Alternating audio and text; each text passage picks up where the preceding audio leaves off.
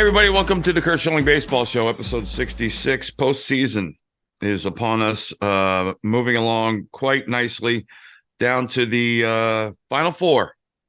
And probably not a lot of people hit the 14 parlay when they were betting preseason for these four teams to be the ones that are alive. No Dodgers, no Orioles. But I still believe, I've always believed the best teams win in October. Not the best rosters or the most talented, but the best teams. And those are different than the best statistical rankings. The division series, well, I mean, you're hearing a lot of talk about the playoffs and tweaking the playoffs. And unless you make every round a best of seven, it doesn't matter. Getting the bye seems to be something people are hung up on too, because the bye teams didn't fare very well. And that's generally on them. It's not, it's a bit of a challenge, but it's not for the teams that have been there. So the best four teams are left. Let's just put it that way. And the AL kicked off Sunday. Astros and Rangers and Verlander and Montgomery both showed up. Both gave them 6 strong. There was a play in the game. I don't think it was controversial, but it did. The replay, this is one of the reasons why I'm okay with the replay, because they wouldn't have gotten it right without the replay. So, long fly ball to deep left field by Bregman, probably the only square footage in the Minute Maid or whatever it's named now. It doesn't go out. Altuve was reading the ball. He read off the wall double, which 9 times out of 10 it probably is. Carter makes a phenomenal catch. And Altuve's got to go back. He gets doubled up because he doesn't touch second base on the return. He went past it and it was weird because he went past it by just like a step. So he was standing over the base. He just needed to step on it again. He didn't. And the replay showed it. And they doubled him off. Bottom of the 8th. So big play. They're down 2-0. But runner on first, no outs, and all of a sudden, 2 outs and nobody on. Yeah, it begs the question why I think the proper play there was to be standing on second base. And he catches the ball, you sprint back to first, and you're safe by a mile. Because if that ball plays the way it was playing, he doesn't make that catch. It kicks off the fence. He scores easily. Yeah, even from a standstill at second. Right. And you have a runner on second base, and it's a 2-1 ball game. But, I was saying off air, Jose Altuve made a mistake that good October players made. He was aggressive. And being afraid to fail is one way to lose in October. But it was a massive play in the game. And the review got it right, and good for them. But Verlander and Montgomery both threw well. 6 2/3 for Verlander, and Montgomery goes 6 1/3, and he's been everything they could have hoped and more since they got him. He's taken over the control of that staff, a staff that may now include Max Scherzer. We'll get to that in a minute, but Curt, this had to be the kind of game a kind of playoff game you love to watch. Well, it's the kind of playoff game that happens more often than not, in the sense that you're down to the Final Four. You're expecting good pitching, and good pitching beats good October hitting every time. And the Rangers' order, I don't think it's bottom loaded. I think it's just thick. With Jung and Tavares, excuse me, Carter. They're combined, I think, what is it? Yeah, they're combined 437 with an 812 OBP, which is, from the 9 spot. Right. And I don't know that it's a different thing, but these aren't young players in the traditional sense. It just seems like these guys, in some cases, come up. It's just, there's a lot of really good young players who have had really good years. And usually when you're talking about good young players, you're talking about, let's let this play out and see how they do. Corbin Carroll might be one of the top 3 players in the game right now today, including Trout and Harper and all the things going on with that. And I think Young is going to finish second to him in the Rookie of the Year. Right. And you got him hitting 8. Yeah. He's hitting 391, home run, 3 ribbies, 6 runs. They're not playing like rookies, I guess is the way to put it. And that's what you have to have. If you look back, well, you don't have to look that far back, but if I go back in my postseason life, I can remember Dustin Pedroia, leading off the World Series with a home run and being a stud the entire postseason in his rookie year. And that's just how like I said, we talked about this a lot. October separates the men from the boys, so to speak, and you can see them coming to fruition. And then we talked earlier, Rangers are up 1-0, best of 7. They got Eovaldi going 2, Scherzer 3, and Dunning or Haney will go 4. The Astros are going Valdez, Javier, and Urquidy 2, 3, and 4. And I see. Here's the thing: I don't know that there's anybody other than Montgomery in the Rangers rotation that you're saying, game 2 is a must win because we're not going to beat so and so. That guy, that October Bob Gibson guy. And I don't feel like either team has that guy. So, for example, well, Gibson's a great example. I mean, when you had Gibson going 1, 4, and 7, you had to win 2, 3, 5, and 6 because you weren't going to beat him. And I don't see anybody in the postseason like that yet, except for me. In my mind, Wheeler might be one of the few. But the questions around Scherzer, like who's going to show up over a month since he's pitched last. He'll be amped up. I'm expecting his command to be a little spotty early on. I will say this: if the Astros are going to beat Scherzer in game 3, they'll have to do it in the first 3 innings, if not the first 2. Because I think once he gets his legs under him after an inning or 2, he'll be fine and he'll be Max Scherzer. But you're going to need to jump on him quick. And that's, for the most part, that's how you win in October anyway. You jump on the starter or you catch the starter at the end. But we're going to game 1 of the NLCS, and we're taping this on Monday. The Phillies D-backs kick off tonight. Wheeler Gallen, which to me is probably my favorite pitching matchup of the postseason so far. Wheeler is making a case to be talked about in iconic fashion in October, given what he's done. Gallen has that ability as well. I think both of these teams are expecting to win the game tonight because of the guy pitching. And I think they both feel the same. And I'm going to turn my phone off so it doesn't beep again. And then you got Nola and Kelly in game 2, another really good matchup. Suarez is going in 3 for Arizona, and then Lorenzen, Sanchez, and Walker will be some sort of combination for 4.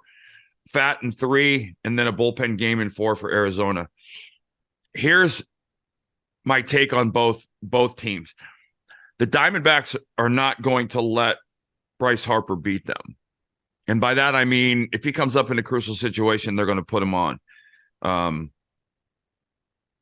Now, I agree with that with most pitchers. It depends on the pitcher. I let Gallen do what he needs to do. He's the ace. He's your one. Let him. Is he smart enough to understand the situation? I think he will be and is, and Kelly the same way. But they'll go over that in the pre-series meeting and talk about how and when they will pitch to him. And I don't think they'll do it often because Bryce has made it known that October's what he lives for. By the way, in 23 October games, he has 9 homers, 18 RBIs, and he's hitting 354. Mike Schmidt, by comparison, in 36 October games, had 4 homers and 16 RBIs and hit 236. So they'll pitch around him. But here's what I I believe if Arizona loses, it will be because Torey Lovullo overmanages. And by that, I mean, watch how he handles his pitching staff. And because, again, October is just different. And when you've got a guy in October who's putting up zeros, you can't be on the edge of the dugout waiting to jump out and bring in somebody else. Sometimes that's not the solution, oftentimes. And that's, again, I keep going back to, I don't remember what year it was. A while back, the Rays, Blake Snell, game 7, they pull him. Or was it game 7? I can't. Well, anyway, they pulled Blake Snell in the World Series game. He had a shutout. And they ended up losing and lost the World Series. And that was where they lost it, in my mind. And I feel like that's a potential for, and Torey's done a great job, obviously. But I would tell you this, managing in October is as different as playing in October. You have to know your players and you have to know how they're going to do which, and I think you'll find out what Torey's doing, because I wonder how much running the Diamondbacks are going to do. They were second in stolen bases, and the playoffs are different in that way too. You don't want to give out outs, but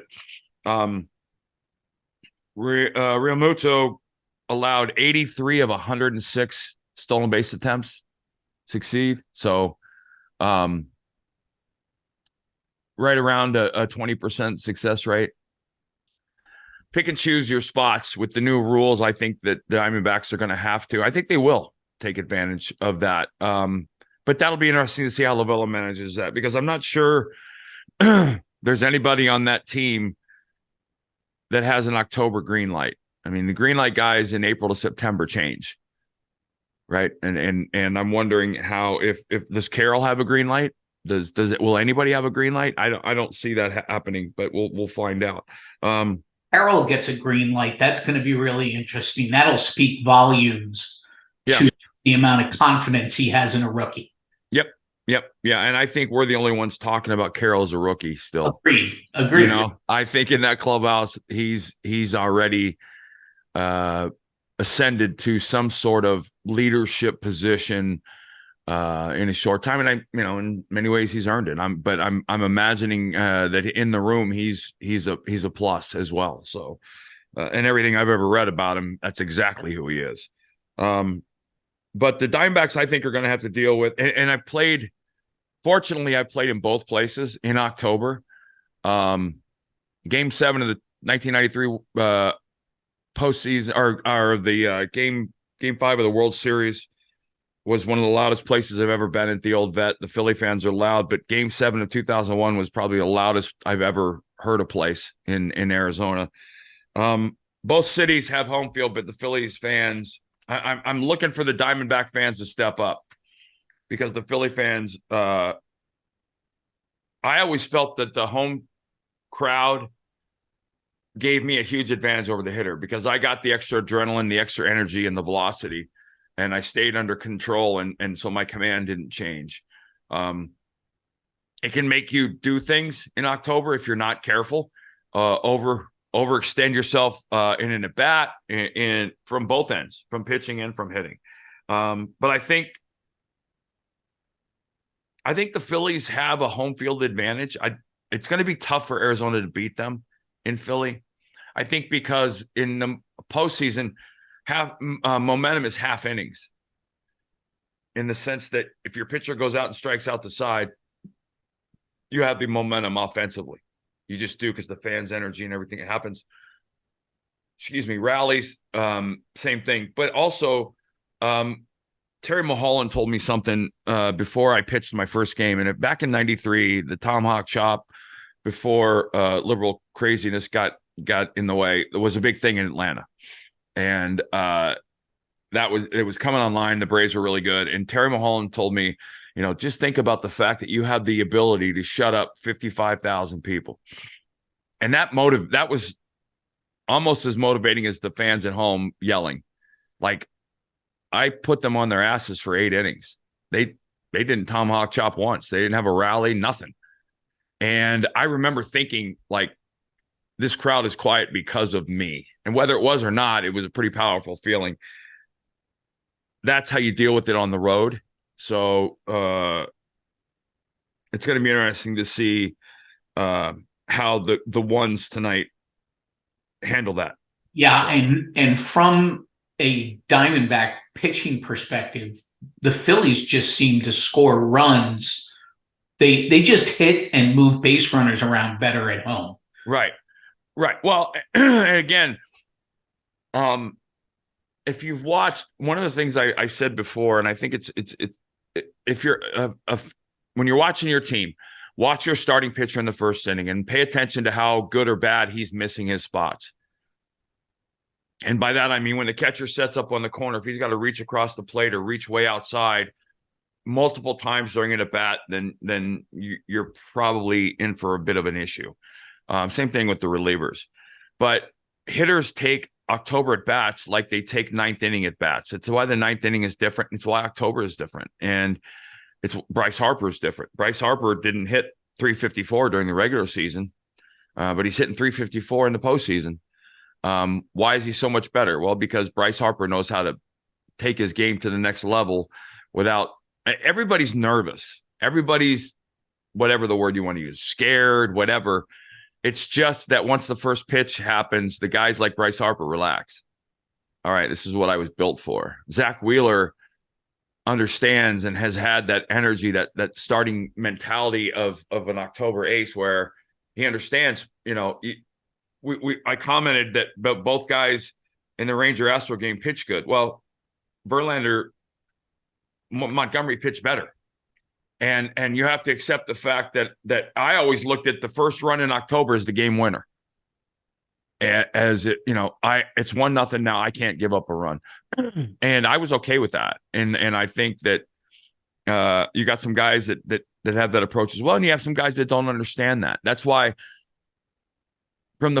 I looked at the first hitter of the game as the game winning. I mean, in October, during the regular season, as a pitcher, you'll go out in the first inning and try and get a feel for your fastball, your command, and maybe a breaking ball or two or whatever. But you certainly don't throw the kitchen sink out in the first inning. It's all about figuring out the umpire tonight. Where's his strike zone? Where his corners? How much up and down room do I have? In and out room do I have? And blah, blah, blah. In the playoffs, the kitchen sink comes out on batter one. You have to get every out. And you have to do it expeditiously if you want to stay in the game. And that's where good lineups, you'll see lineups, you can shut a team out and still get the starter out after 5 if you have a good lineup, right? You shutting a team, and that's why I talk about October focus. Focus on the at-bat, win the at-bat. You can't win every at-bat, but you can win an at-bat when you make an out. When you go through a 9-pitch at-bat and you make an out, that's a win. When you go through a 2-pitch at-bat and make an out, that's a loss. You want to get to the 5th or 6th inning, and you want to if that guy's shutting you out, he's got 95 to 100 some pitches. That's why early command is so important for these guys. Fastball command in the zone, because you want them to get out of the first and second innings and not have 55 pitches after they do it, because you want to be able to make that decision. Brandon Pfaadt was the perfect example. I think, what was it, 52 pitches in the 5th inning? Yeah. Or 49 pitches in the 5th. I mean, something ridiculous. That's exactly what you're after. And you don't walk away from that. And look, and they won the game, and all that goes with that. But they was closer than it could have been. He could have thrown a shutout. You could have saved your bullpen. And you're not looking to save anybody now, but you'd like to have them pitch less innings on the nights they need to. If you have a bullpen game, which they have a bullpen game coming up in game 4, and they have Pfaadt going in game 3. So these 2 games, it's not enough to give him 6 as a starter for Kelly and for Gallen. It's not that they need to get through 7. Only ask your bullpen for 6 outs or less, and you can play out in your bullpen, because your bullpens are going to get run into the ground. Well, it's different. Like now, the way staffs are managed than when you were pitching too, because 100 is a magic number. Now they won't let these kids go 120. Well, it's amazing. The amazing thing to me is you've got teams going 13-13, taking 13 pitchers. Like, there's no pitching staff on earth that's 13 deep in October. Now, I know you need, so I always looked at, you're going to start your first 3 or 4. Your fifth guy's going to be the long man, swing man, jump in there in the third inning if the starter gets bounced or an injury. You've got 8 relievers. In Arizona's case, 9 relievers that you trust to give the ball to in October. No, you don't. There isn't. Now, the young guys have stepped up for Arizona, but you don't have 9 guys to give the ball to down there. And I argue that it's going to be a lot more crucial to have the right guy at the plate late in the game than because you can have the right guy on the mound. But that's why I said I think you're giving Torey Lovullo 9 pitchers to mix and match with, and that's why I think there's going to be a problem over managing there. I really do. So I hope not. I hope it's a great series. I hope it goes 7, and whoever wins, I'm going to be excited for because both cities are great cities to play in, and I'm rooting for them. So we'll be back on Friday, and we'll know a lot more. Excuse me. But first inning tonight, Wheeler and Gallen, pay attention. Or I'm sorry, first inning Monday night. Well, you're not even going to see this, but after the fact, I'm going to say that I'm right, that those first inning or two that they threw on Monday night, fastball command dictated how that game was going to go. That's my prediction. I'll put that out there and put myself up there. So get your podcast anywhere you get your podcast. Apple, Spotify, OutKick. We'd love you to go to OutKick and find us on OutKick. And follow us on OutKick. Subscribe, spread the word. Bill, I'll catch up with you on Thursday.